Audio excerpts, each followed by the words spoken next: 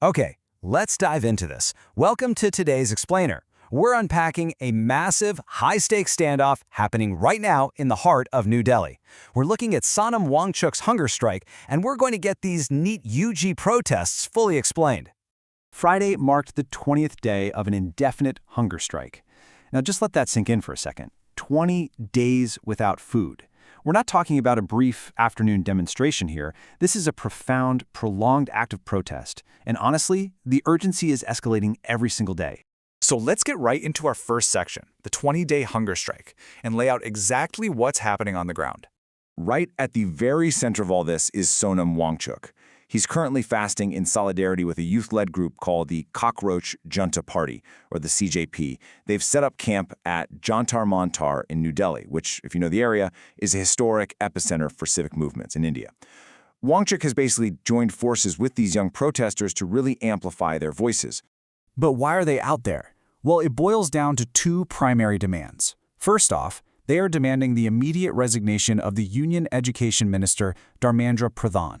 And secondly, they're protesting alleged irregularities in the NEET UG examination.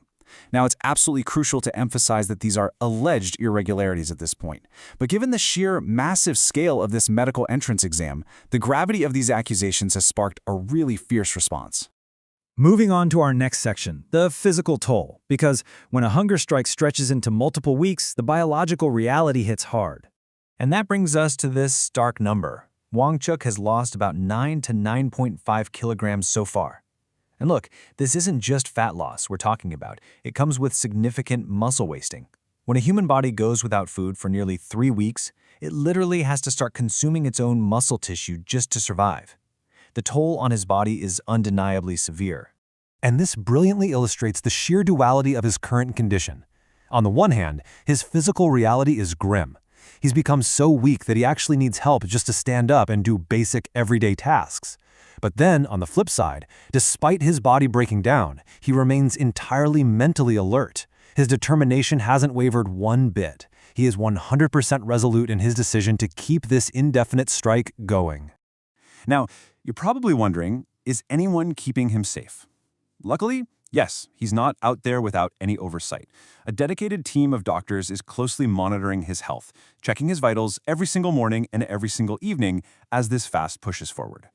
Let's pivot now to our final section, support and next steps, to look at the massive momentum building behind all of this. You see, Jantar Mantar is drawing this incredibly diverse crowd right now. We're talking politicians, teachers, celebrities, and just everyday citizens flocking to the site to show their support for Wangchuk. It's evolving into this really broad coalition of people who are paying extremely close attention to these alleged exam irregularities. Now, what's really interesting about this slide is how Wangchuk handles all that public concern.